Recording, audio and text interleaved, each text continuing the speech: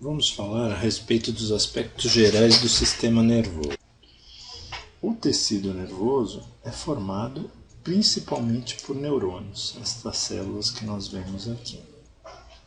O neurônio possui um corpo celular, que é a parte principal, e que a sua degeneração significa morte neuronal, porque ela contém o núcleo responsável pela manutenção do neurônio em todas as suas partes, pela sua nutrição, contém aqui toda a informação genética para a sobrevivência desse neurônio. Além do corpo celular, o neurônio pode possuir prolongamentos oriundos do corpo celular, que são os dendritos, que são prolongamentos especializados em recepção.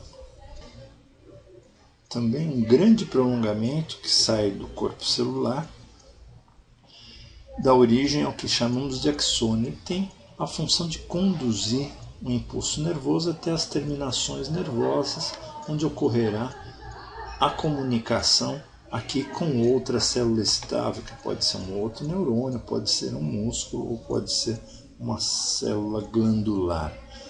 O impulso nervoso ele caminha sempre dos dendritos para a terminação nervosa. Este neurônio que vemos aqui é um neurônio dito mielinizado, porque ele possui bainha de mielina, que neste caso é feita por células de Schwann. A célula de Schwann é uma célula da glia, que nós já vamos comentar sobre ela.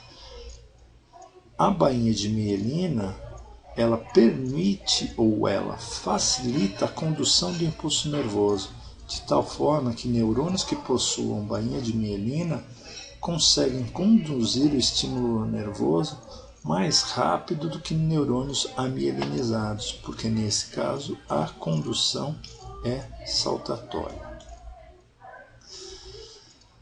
Esses slides ilustram as células da glia. Aqui nós vemos apenas os oligodendrócitos e os astrócitos e sua íntima relação com os neurônios. Aqui novamente, já com uma terceira célula da glia, que é a microglia. As células da glia possuem várias funções. Por exemplo, os astrócitos, eles possuem a função de controlar o meio extracelular onde o neurônio está inserido. Eles também auxiliam na nutrição dos neurônios, uma vez que eles se apoiam em vasos celulares e fazem uma ponte com os neurônios, se apoiando também nos neurônios, e são responsáveis por uma comunicação difusa, de longa distância, já que eles formam uma grande rede no sistema nervoso que se comunica através de junções comunicantes.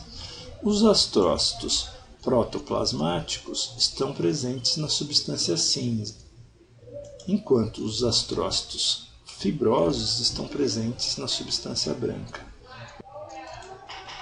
Já a micróglia são, na verdade, células fagocitárias que também possuem função de sinalização imunológica, liberando várias citocinas que guiam as células imunológicas para o sistema nervoso. Enquanto que os oligodendrócitos produzem a bainha de mielina, que, além do papel de sustentação, também permitem a condução do impulso nervoso com maior rapidez. Lembrando que os oligodendrócitos fazem bainha de mielina no sistema nervoso central, enquanto no sistema nervoso periférico a bainha de mielina é feita pelas células de Schwann, como exemplificamos anteriormente. Os neurônios, segundo seus prolongamentos, eles podem ser divididos em bipolar, que eu tenho um polo superior e um polo inferior, dado pelo axônio, um multipolar, em que eu tenho vários prolongamentos saindo do corpo celular em várias direções, e o axônio, e um dito pseudo-unipolar ou unipolar, em que eu tenho apenas um prolongamento que sai do corpo celular, mas que em termos funcionais realiza a condução de impulso da mesma forma que o bipolar ou multipolar. Existe uma diversidade imensa de neurônios, aqui temos ilustrados células de Purkinje, que tem uma árvore dendrítica imensa, um neurônio multipolar, e apenas para exemplificar vários tipos de células neuronais, células piramidais duplas, células de núcleos talâmicos, célula ovoide, enfim, vários tipos neuronais diferentes com diferentes formas e prolongamentos.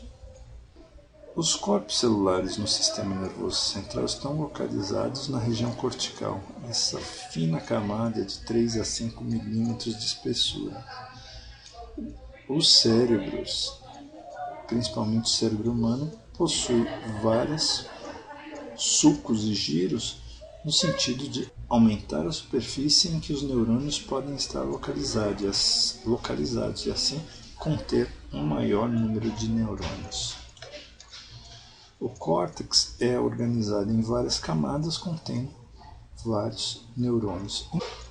Enquanto o córtex é chamado de substância cinzenta, a substância branca é representada pelos prolongamentos desses neurônios, pelos axônios desses neurônios. A transmissão nervosa se dá dos dendritos para o axônio e terminação nervosa, quando então ocorre o contato entre um neurônio e outro neurônio. A região de contato entre dois neurônios é denominada sinapse, que é o que aqui está representado. Neste caso, uma sinapse química, em que não ocorre o contato físico entre o neurônio e a outra célula excitada. Sim, há uma fenda sináptica, e o contato, a transmissão do impulso é feita através de mediadores químicos. Nas sinapses elétricas, que são menos conhecidas, ocorre o contato entre um neurônio e outro, e aí o estímulo nervoso é passado através de junções comunicantes entre as duas células.